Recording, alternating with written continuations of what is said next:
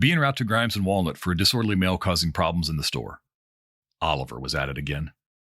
Oliver had spent his life in mental health facilities, but by 1994, the state hospital had closed, and Oliver was on his own. We never wanted to arrest him. We knew jail wasn't where he should be. But when he went into stores and tore the place up, yelling and screaming, we had to do something with him. So he went to jail. As we pulled into the Sally Port at the jail, it took 4 of us to wrestle Oliver out of the car. He was still screaming and kicking and flailing. We made our way into the booking room, still fighting him, when a solitary jail officer walked into the room. He had a spray bottle in his hand and squirted Oliver 3 times with water. Oliver stopped fighting immediately and calmed down. "You feel better now, Oliver?" the jailer asked. "Yes, sir," was all he said. That's where I learned the value of smarter, not harder.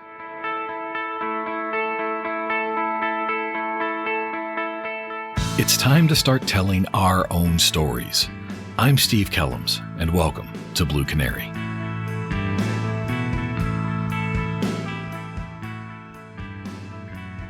There are several sides to law enforcement: patrol, detectives, administration, public safety, dispatch, and the one I never had any experience with, corrections. A correction officer is an officer responsible for the custody, safety, security, and supervision of inmates in a prison, jail, or any other correctional facility. My career had been spent on the streets, and while I never had any experience working inside a facility, I had always been smart enough to recognize that corrections officers were simply cops indoors. But they do face their own sets of specific challenges that those of us outside the walls just don't understand. I needed someone who did, so I reached out to my good friend Jeff Carter. Jeff retired in December of 2018 as the Deputy Director of the Fayette County Detention Center in Lexington, Kentucky. Over his 20-year career, he's worked at all levels of custody inside a 1,300-bed correctional facility. Currently, Jeff is a nationally recognized expert witness in jail litigation and an instructor with his own company, Carter Consulting Incorporated. I wanted to know what were some of the critical issues that were facing corrections officers today. I'm not an expert in corrections issues, and I needed some help. Jeff was gracious enough to talk to me and discuss what was going on behind the walls. And what's going on behind those walls is unbelievable. Jails and prisons were designed to house criminals against society, but today they're often used to house the mentally ill. Once again, the system is being used to do something it was never designed to do, and that's a challenge being faced daily by the men and women working in corrections. We talked about that and a few other issues jails are dealing with on a daily basis. There's one thing about my profession. Think about jails, of course. You say you're not an expert, and a lot of folks in the society aren't experts either, because those walls are built for a reason. They're to keep the bad guys in. But unfortunately, an effect of that is it keeps the good folks out. And when we have something like that, it causes a lot of in our communities not to really know and understand what it's really like to work inside of a correctional facility. That can be a detriment to us at times, or, when it comes time for funding and things like that. They're like, well, it seems to be I'm not hearing anything, so it must be going good. I mean, one of the biggest issues is mental health, dealing with our mental health folks. The population is coming in with mental illnesses. Say back in the probably late 70s, early 80s, just to give an example, state of Kentucky. In the state of Kentucky, at that time, we probably had approximately 5,000 mental health beds in our state that would deal with the mentally ill folks and their issues. Today, we're lucky if we have 500 beds in those state hospitals and things like that. So whenever I teach a class, I always ask the group, does that mean that the state of Kentucky has basically solved mental illness? And everyone agrees with me, no, that wasn't it. So what's happened? Well, basically everyone agrees to the answer to that is it's the lack of funding. Now, I can recall back during that time when we were seeing on TV these horrendous conditions that was going on inside of these mental health hospitals. I can see that. And what they basically did was, instead of fixing the problem, they would show this video clip of a horrendous condition of a person. Basically, they were warehousing the mentally ill.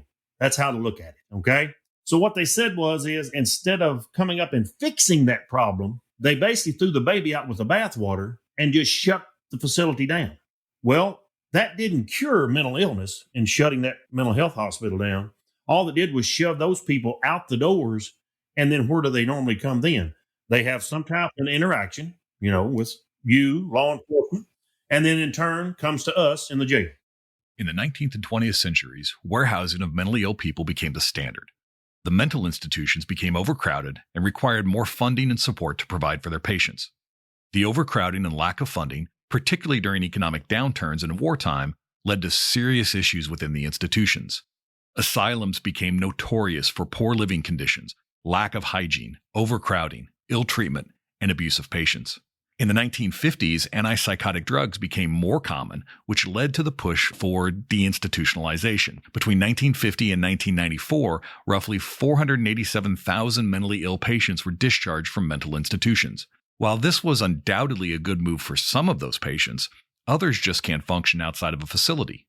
Whether it's the lack of support, refusal to take their medication, or lack of access to mental health resources, some people end up coming into contact with law enforcement. We try our best to get them the proper care, but in some instances, there's nowhere to take them. They can't be left on their own because they are dangerous to themselves and others or so disruptive that they need to be removed from the public space. Many times, with no options, we must enforce the crimes that have been committed, even if it's not the best place for the offender. So we end up at the jail. In my facility, we had a 1,300-bed jail, and we had a high number of mentally ill inmates, and we had a great, robust mental health program with a group of mental health counselors. We trained our staff in dealing with the mentally ill, but we still were not prepared to deal with these folks and give them the help that they need. So they were warehousing the mentally ill back in the day in mental health hospitals. Today, it's kind of looked at as we're the new asylums compared to back then. The jails are. I don't understand why it was not okay to warehouse the mentally ill in state hospitals back then, but it's okay to warehouse them now in our jails. It makes no sense. Jails have become the new asylums. Mentally ill people who have committed crimes are being warehoused in the jails because we don't know what else to do with them. But if we're going to use the jails as de facto mental hospitals, then they should have all the same resources to treat the mental illnesses that the traditional mental hospitals would have, such as doctors, psychiatrists, psychologists, mental health nurses, etc. We do have, in our situation, we do have great resources to where we have our own mental health counselors and everything, trained, licensed folks that come in and perform those duties. But many facilities around this country do not have that access to those resources. It's a problem. So at best, some of those institutions will have on-call folks. They will be able to make a phone call to someone coming in. There's some web-based mental health resources that you can obtain now. But as far as having that face-to-face with those mentally ill folks inside of your institution, it's just non-existent for the most part. Since the resources to treat the mentally ill are not commonly available in correction facilities across the country, are the corrections officers being trained to deal with the mentally ill? Are they receiving proper training, supervision, and guidance to help them make decisions regarding inmates' behavior and how it might relate to mental illness? Okay, just to give you an example, when I started back in 99 in the business, if I'd have had a person standing inside their cell, I told the person, okay, I'm coming in to do your cell check, get on your bunk, okay? 1999, more than likely, if I'd have told that person to get on their bunk and they just stood there and looked at me, well, the next time I would have gave them the same directive, but with a little louder tone, a little more abrasive, and I would have basically directed them to get on their bunk. I'm coming in to do your cell check. And then that person would again continue to stare at me. The third time I would tell them, you either get on your bunk now, or I'm going to come in and I'm going to put you on your bunk. And if they didn't then, I would then enter that cell and place that person on their bunk in probably not the nicest way. Basically, it's a use of force. Now, what I wouldn't have known is that this person is actually dealing with schizophrenia. So what I wouldn't have understood was that this person basically didn't hear a word that I was telling them to do. They couldn't follow my directions because they didn't hear my directions. So now I've given a use of force, potential injury for the inmate, potential injury for staff, all because I didn't have an understanding of the mental illness. Now today, I would have had that understanding in my facility. What we would have done, we would have called mental health counselors to come and do an assessment. Now, granted, sometimes those folks are just dealing with some behavioral issue, but we want those licensed professionals to come in and assess and get that intervention as early as possible to help resolve that. One of the things that's out there right now that is to help with dealing with the mentally ill is CIT training. It's Crisis Intervention Team. The National Institute of Corrections has some training out there for that. They actually come in and put on a presentation. It's like a week long, I think it is, where they actually bring in actors from the local community, from the local college, and they show them how to act and portray a mentally ill inmate in different scenarios. What CIT basically is a verbal de-escalation techniques, okay?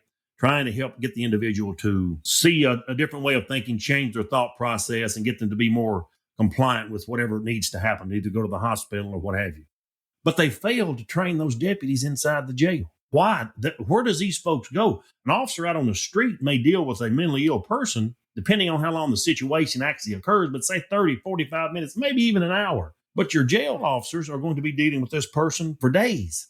And it is shown that a person with a mental illness will spend more time in a facility as far as days. Average stay, depending on what area you're in, but average stay, for example, would be 27 days. Well, someone with a mental illness, their average stay may be 40 to 50 days due to the fact they're not following the orders inside of the facility. They're not following the rules. They're getting written up, and they're getting criminal charges sometimes thrown on them due to that fact.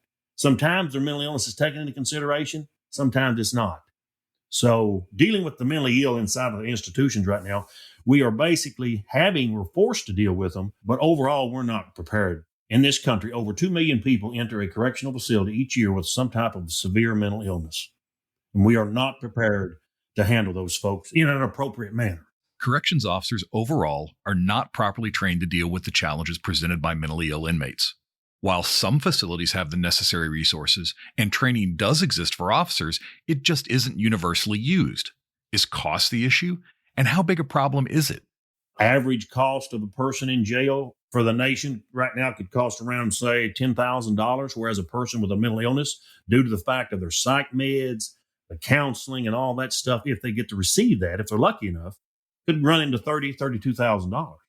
And due to the fact that the psych meds are very costly if they're in a single cell, so of course that raises the number up. Now, we're talking severe mental illness, but what percentage of jail inmates do you feel have antisocial personalities? For having that behavior would be lying, disregard for their own safety, disregard for others' safety. So some mild things that we see. And the percentages I get is 80%, 85%, 90%. And I agree with that. That just has, again, antisocial personalities. Over 80% of inmates have antisocial behavior. Antisocial behavior, actions that harm or lack consideration for the well-being of others. This is a type of behavior that violates the basic rights of another person or is disruptive to society. It shouldn't come as a surprise that this type of behavior dominates the inmates in a correctional facility. But when we talk about mental health issues, we're going deeper than basic antisocial behavior. What types of mental illness are common inside the jails, and do you have to accept them into the facility? Depression is very common. Of course, you're locked up, so of course it's understood that it would be. But then, of course, you get up into the schizophrenia, and we're now seeing a number of people with autism coming into the facility. When I started back in '99, I cannot recall one person coming into my facility with autism. Now, it's not that it's increased, I don't think, based on what the figures show since then, but the increase of them coming into the facility has. And there's different theories out there as to why, but they're coming into the facility. Normally 2 to 3 days is what they stay. And, a lot of your mentally ill people coming in, they're not in for major charges. They're normally in for shoplifting, trespassing, trying to find a place warm to sleep, trying to get some food. In most cases, your mentally ill are the victims of the crime out in the community, more so than they are the perpetrator. Jails have an option of accepting an inmate or not, but normally it's on the medical side when we would refuse someone. The rule of thumb for that is if you can't medically take care of that person in their current situation, that's when we then would refuse the person, have them sent back to the hospital for a clearance, and then, of course, they're brought back to the facility. It would be very difficult for someone coming in under a mental health issue, I would find, as a jail administrator, I would find it very difficult to not accept someone on a mental illness. Because here's the thing, too, about mental illness. No one normally dies of a mental illness. They may die of an indirect cause from that mental illness. And that's a layman talking to you. I'm not a psychiatrist. I'm just basing these observations from my training and experience throughout my time since 1999 of working in the facilities. Addiction issues are often tied with mental health issues. I've heard from students that it's very common for inmates being booked into jails to be suffering from some type of addiction. How do these addiction issues affect the correctional facilities? There's a high number of folks coming into our facilities right now with a co-occurring issues. One, they have a mental illness, and then 2, they have a substance abuse problem. You have to try to work with both of those at the same time, trying to deal with and trying to resolve those issues with these folks. And then sometimes you'll have someone coming in and they will have a bout of psychosis from the drug. So they really don't have a mental illness long term, but they're having a bout of psychosis due to the fact that it's been triggered by the drug use, the substance abuse that they've had coming in. Of course, marijuana is very common. And I'm going to tell you, I'm not a proponent of the drug business. I'm not saying let's legalize all the drugs and then we're going to, it's going to save the world by far. But currently, I would much rather have 10 inmates coming into my jail who has been out smoking a half a pound of marijuana. I'd rather have 10 of those inmates coming into my jail than I had one who is intoxicated on alcohol, the legal stuff, because you're much more apt to die from alcohol withdrawal as you are from smoking a half a pound of marijuana. And again, I'm not a proponent of legalizing drugs, but looking at the facts, if you legalize marijuana right now in the state of Kentucky, we're going to open up beds inside of our jails and again, open them up for those individuals coming in that may have some type of a withdrawal symptom of a substance that they may actually die from. Should communities start working towards alternatives to the jails for mental health issues? Should they stop arresting people who are clearly suffering from mental illness and find other places to take them? As we've already said, without options, jails are the place these people end up, whether they should be there or not. I strongly agree with that. And these states needs to start funding some type of diversion programs. And one of the things that our mental health hospitals have done is they've made the criteria so strict that, well, if you've committed a crime above a certain level, and it's usually very low, you can't come into our facility. Well, the only other place we can take you is the local jail. And we're not mental health counselors. If they're lucky, they will have those on staff or at least on call, or they may have access to the phone where they can call someone to do some type of an assessment or triage over the telephone. But we need some type of an intervention, some type of diversion program. And there's been some started throughout the country. I know Houston had one at one time because I had a class I was teaching down in Corpus Christi, matter of fact. And I had some folks from the Houston area. Now, I don't know if it's still there or not, but I know it was then. And I asked them, how's the mental health issues there in Houston? And they said, we don't have any. I said, you don't have any mental health inmates in your facility? And they said, no. I said, so you're telling me, I guess Houston's cured their mental illness there in that town? And they said, no, they have an actual diversion program where the person is actually taken to the hospital instead of to a correctional facility. And that's what needs to be seen around the country in order to deal with this. Now, in my opinion, we're going to be saving some money by doing that. Statistics have shown out there that you're going to be saving money when you have these diversion type programs and a more robust mental health programs in the community that I can come to and get some assistance with before I get to the level of needing to be arrested. But yes, I strongly believe that our communities need to step in wherever the money needs to come from, the national, maybe on the federal level, some assistance with that. But I know we've been working very closely with our NAMI, the National Association for the Mentally Ill in Lexington, Kentucky. And they're a great group. They see what, we're both on the same side. We're both on the same team of trying to get something other than going to jail being the outcome for some of these folks that are suffering from the mental illness. What is one thing that administrators and jailers can be doing to help them deal with mental illness inside the facility? Getting some type of mental health training, such as the CIT training I brought up earlier. Training your staff to know, because we know the top two reasons our jails are getting sued. One is excessive use of force, and two is medical negligence. Well, both of those could potentially fall under dealing with a mentally ill inmate. Training staff that just because this inmate is being non-compliant, that maybe he's not wanting to be non-compliant, but due to the fact of his mental illness. So getting staff trained from a mental health standpoint on what they're dealing with. Now, we're not making them licensed clinical psychological or psychiatrist or even at a lower level of education. We're just giving them an exposure as to what you're dealing with, the common mental illnesses that you deal with in a correctional system. I teach primarily outside of the state of Kentucky sheriff's deputies. And in Kentucky, our sheriffs have nothing to do with our jails. But outside is all primarily I teach sheriff's deputies. And whenever we have a budget crisis come up at the sheriff's office, and I step on some of these sheriff's toes whenever I have some of them in my classes, the first cut that they want to do to the budget, okay, it goes to the jail. Well, all right, jail administrators, the first cut that they want to make is training. The jail in those communities is the biggest liability that community has. You've got 50, 100, or 1,000 folks sitting in there waiting on you to bat your eyes the wrong way so they can file some type of a lawsuit. And if they can prove that you violated their civil rights, you're going to be paying a check out. If you think training is expensive, you ought to try ignorance. See how expensive that is. You think training is expensive? You ought to try ignorance. That should be a mantra taken up by all public safety officials. Police officers are terribly undertrained, and corrections officers are even worse. Housing of inmates is one of the highest liability issues in public safety, yet the training that corrections officers receive is often half that of the patrol officer. That's right, half. Housing inmates is expensive. Building facilities is expensive. Feeding inmates is expensive. The funds get short very quickly, and when they're looking to cut budgets, it's always in training. The lack of funds to properly train your officers is an epidemic in public safety and needs to be changed.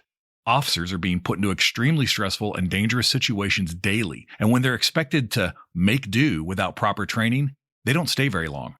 When you have high turnover, you lose the institutional knowledge and experience. Tie that in with a lack of training, and you have a typical jail in the U.S. How do we keep those officers whose knowledge and experience are critical to the safe function of the facility? The average turnover rate right now is running close to 30%. You've got some facilities that I've saw, their average turnover rate is at 16%. But you've got some that is 52%. So look at the training that you've got going out the door.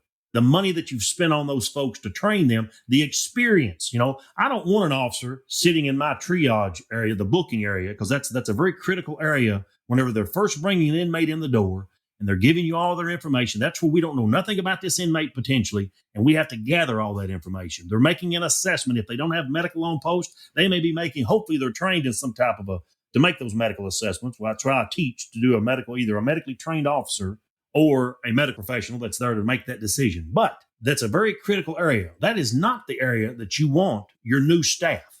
I want Sally or Bobby there who's been there 10 years that can assess someone that, yes, I'm telling you I don't drink, but I can look at you right now and see that you appear to be under the influence of something. So I'm not just going to take your information and jot it down.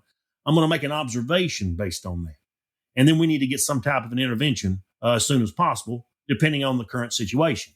But the turnover rate can relate to pay. I agree with that. But in most cases, the number one thing officers will put on their list as far as why they've left or why they're leaving is not pay, believe it or not. A lot of times it's how they're treated in the institution by the administration.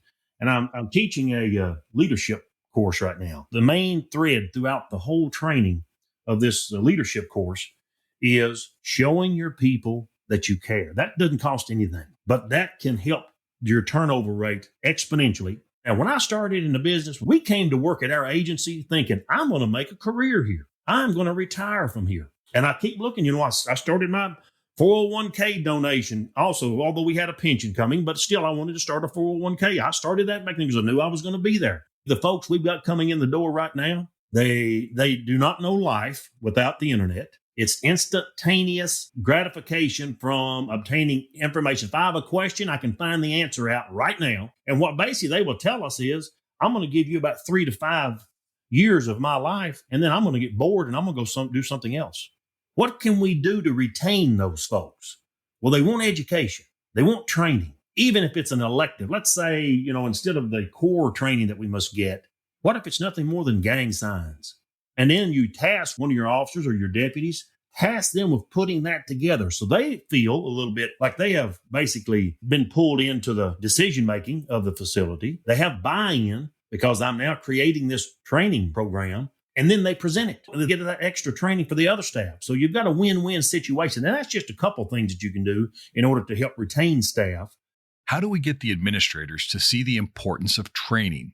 Are there any national standards that the jails and prisons have to follow? The only thing that we can do to change their outlook, if you've got some of these old heads that are thinking, I know how to run a facility because I've been running one for the last, 25 years. Hopefully, those folks are going out and getting some type of a national level training, such as your American Jail Association, your National Institute of Corrections, your ACA training, something out there that they can go to get something where they get enlightened on. I was in the business for over 20 years. I learned something each and every day. And there's more out there. I've learned more even since I've left. But getting those folks to see that, the reason why we're doing this now is because that's how we've always did it. We've got to get away from that thought process. There is no mandated standards, but there is recommended standards. The American Jail Association and the American Correctional Association came together and created a set of core standards many years ago. And then since then, they've been changed. They call them ACA standards, The ACA primarily deals with prisons, whereas the AJA deals with the jails. But they came together and created these standards. So they're recommended, and they're kind of like the gold standard. So you come down to actually the only mandated is either your case law or in states that have minimum jail standards. Now, sometimes though, there's 13 states out there who has no standards whatsoever. Okay. No minimum jail. Sheriff, here's your jail. Run it the best you can. So no, there is no national standards except for those state mandated that have those type of standards for the jails to follow. And you have to just go out. That's one thing about the jails now. You have to go out and find that stuff. We did not have this type of a thought process in running our jail back in 99, and they're still having it 2021. And, but with that turnover rate, well, I'm staying, I'm not leaving.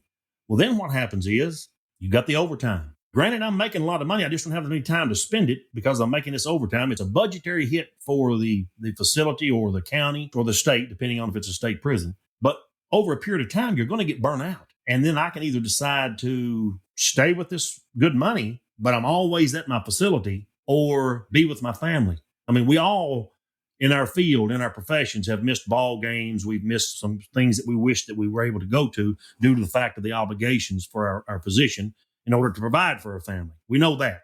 But when it gets to where you're actually missing most, some of these folks will say, you know what? And again, I just told you about the new culture here in the last few years where they come in and say, I'm going to give you about 3 to 5 years. Well, guess what? I may only give you 2 now because you want me to be there all the time. So that's just another detriment of this turnover rate that we've got to get fixed. And again, treating people right and giving them some training is some of the cheaper ways of going about retaining folks. One of the things that I've learned traveling across the U.S. and training agencies is that the problems each of us face every day are the same. It doesn't matter if you're working in Rochester, New York, Topeka, Kansas, or Santa Clara, California. The problems are the same. It also doesn't matter if you're working the streets or the cell blocks.